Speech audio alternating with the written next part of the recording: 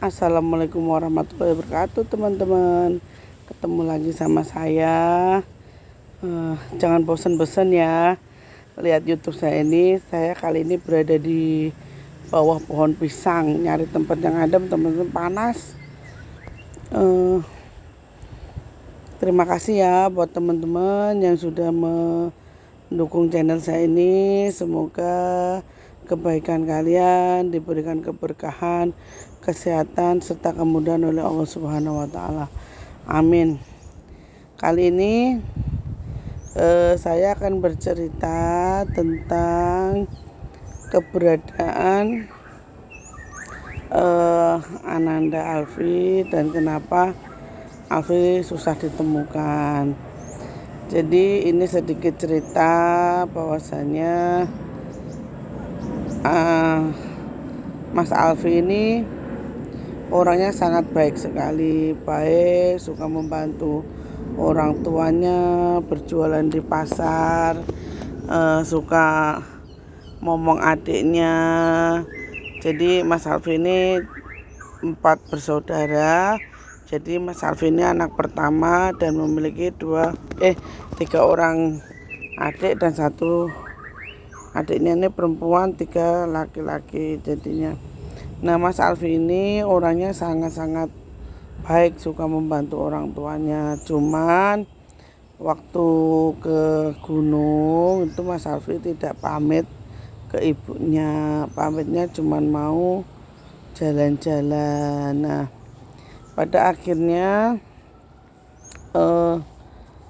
sesampainya sebenarnya di tengah perjalanan ini Mas Alfi ini sudah beberapa kali tuh sepeda motornya itu gembos, mungkin sebagai pertanda ya, tapi sudah bocor, tapi tetap melanjutkan perjalanan karena tidak enak dengan teman-temannya. Nah, terus sampai di gunung bersama teman-temannya, namanya anak muda ya, masih anak kecil remaja semua. Jadi ya biasalah ngomong selengean, ngomong yang sembarangan itu.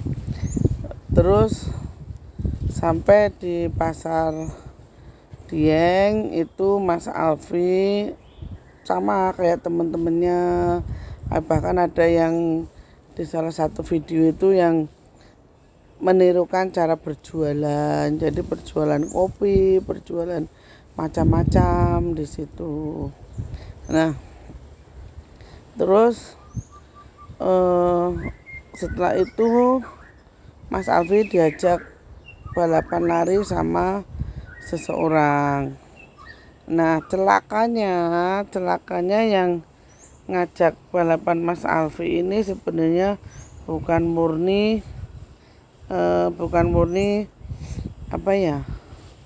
manusia seutuhnya. Jadi Mas Alfi ini diajak balapan, terus Mas Alfi ini diajak balapan dan ikut. Nah, sebenarnya Mas Alfi itu hilang itu bukan persis di pasar Diengnya, bukan. Cuman Mas Alfi ini tersesatnya karena dia merobohkan salah satu gerbang, ya merusak salah satu gerbang yang ada di area goib itu. Jadi sebagai hukumannya Mas Alfi harus tinggal di situ dan dijadikan untuk menebus kesalahannya. Mas Alfi harus menjalani hukuman, dan hukumannya itu adalah untuk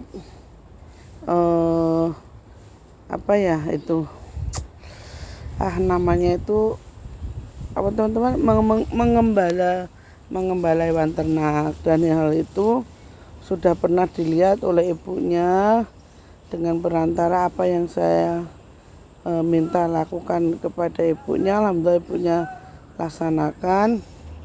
Akhirnya ibunya melakukan apa yang saya lakukan dan dikerjakan.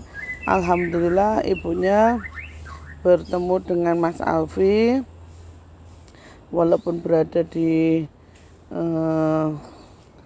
ruang goib. Ibunya alhamdulillah sudah bertemu dengan Mas Alfi. Mas Alfi sedang mengembala kerbau dan Mas Alfi bilang bahwasanya saya nanti akan pulang, Mak. Dan ibunya sama Mas Alfi sempat berpelukan. Nah terus selanjutnya ini saya berusaha untuk mengeluarkan Mas Alfi dari gerbang itu, tapi saya tidak mampu karena apa yang dikerjakan itu belum terselesaikan. Pada akhirnya saya harus menunggu waktu. Kenapa kok saya tidak bawa sejak dulu? Karena begini, kita itu manusia itu ada batas-batasannya. Kita tidak bisa mencampuri urusan yang menjadi urusan goib, dan goib juga tidak bisa mencampuri apa yang menjadi urusan kita. Banyak yang berkata, kenapa kok nggak minta Sunan Lawu, yang Lawu dan yang Sabarnya untuk mengeluarkan Mas Alfi? Tidak semudah itu teman-teman, karena semua itu ada batasan-batasannya. Jadi ada batasan-batasannya yang harus kita lakukan, yang harus kita kerjakan itu ada batas-batasannya. Jadi kita tidak bisa melampaui batas itu. Nah, setelah itu saya berusaha sambil ibunya satu untuk bermunajat kepada Allah, mohon kemudahan agar dimudahkan. Akhirnya ibunya beberapa kali dipertemukan dengan Mas Alfi dan pernah didatangin seseorang bahwasanya nanti setelah 4 tahun anakmu akan saya kembalikan. Nah, dari awal cerita saya itu ketemunya Mas Alfi itu waktu saya mendaki, saya bisa membedakan itu orang itu masih hidup atau sudah meninggal, itu saya bisa membedakan. Jadi kalau dia orang yang masih hidup itu dia berdekatan dengan kita itu berani mendekat. Tapi kalau orang yang sudah meninggal itu dia tidak akan berani mendekat kepada kita dan hanya menunduk. Kalau Mas Alfi itu saya tahunya dia masih hidup karena dia berani berpandangan dan menatap mata saya, terus dia juga mendekat kepada saya.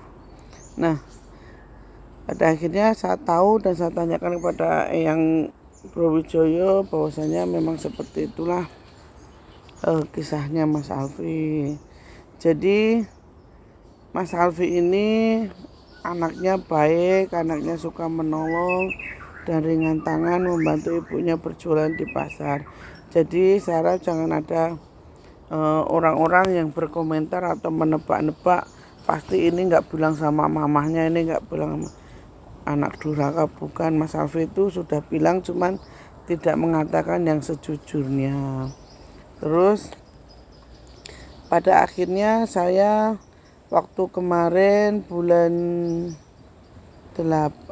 sebelum lebaran haji saya naik ke Gunung Lawu. Tujuannya saya untuk menanam ari-arianya Putra. Kenapa saya harus tanam ari-arianya Putra itu? Karena sudah ada wangsit dan perjanjian yang harus saya lakukan, bahwasanya ari-arinya kelak harus ditanam di daerah Bulak Peperangan itu, di bawah batu itu. Nah, pada akhirnya saya pergi ke sana. Terus saya masuk lagi ke tempat di mana Alfi dan teman-teman semuanya yang ada di Gunung Lawu yang telah hilang ataupun koren-korennya itu berada di situ. Saya masuk ke situ. Saya berusaha mengeluarkan Mas Alfi dari sana. Dan atas izin Allah, atas kuasa Allah, mudah-mudahan Mas Alfi segera bisa kembali ke orang tuanya. Tapi semua itu butuh proses. Semua butuh proses agar insya Allah segera menyegerakan pertemuannya dengan ibunya. Jadi mohon doanya teman-teman, karena tidak ada yang tidak mungkin bagi Allah. Apalagi doa seorang ibu itu adalah menembus cakrawala dan menembus langit. Tidak ada yang mustahil. Jadi intinya orang yang sudah keluar dari alam gaib itu akan butuh waktu dan proses yang sangat lama untuk mengenal siapa dirinya, siapa keluarganya, dan siapa orang-orang terdekatnya. Hal itu terjadi pada saya waktu saya baru keluar dari gunung dan dari alam gaib pun saya mengalami proses yang sangat panjang. Saya sering kesurupan, saya sering meronta-ronta, bahkan saya sering keluar masuk rumah sakit. Dan yang terparah adalah saya mengalami koma selama seminggu di rumah sakit. Dan pada akhirnya sampai bapak saya tuh bingung harus bagaimana untuk mengobati saya, karena saya ya begitu teman-teman, namanya hidup dengan dua alam itu tidak mudah. Maka marilah kita doakan yang terbaik untuk Mas Alfi. Semoga segera dipertemukan dengan keluarganya, dengan adik-adiknya, dengan panik-paniknya. Dan Mas Alfi ini darahnya itu, jadi dia itu tulang rusuknya itu, ruang higanya itu ada yang 01. Jadi kalau tulang rusuknya itu ibaratnya benggang, itu emang disukai oleh makhluk yang tak kasat mata seperti itu. Jadi ini adalah cerita tentang Mas Alfi. Setelah ini saya tidak mau menceritakan dan tidak mau membalas komentar tentang Mas Alfi, karena biarlah proses itu berjalan dulu. Insya Allah kalau sudah dipertemukan dan sudah dimudahkan serta keluarganya sudah siap untuk bertemunya Mas Alfi dan keluarganya, insya Allah kita akan memberikan kabar lagi. Jadi intinya proses itu tidak mudah, harus dijalani, karena orang yang telah keluar dari alam gaib itu butuhkan waktu yang lama untuk mengingat siapa dirinya, siapa saudaranya, dan siapa teman-teman terdekatnya. Tidak perlu kita mengusik kehidupan orang lain. Biarlah proses berjalan dan doakan saja yang terbaik agar keluarganya segera dipertemukan.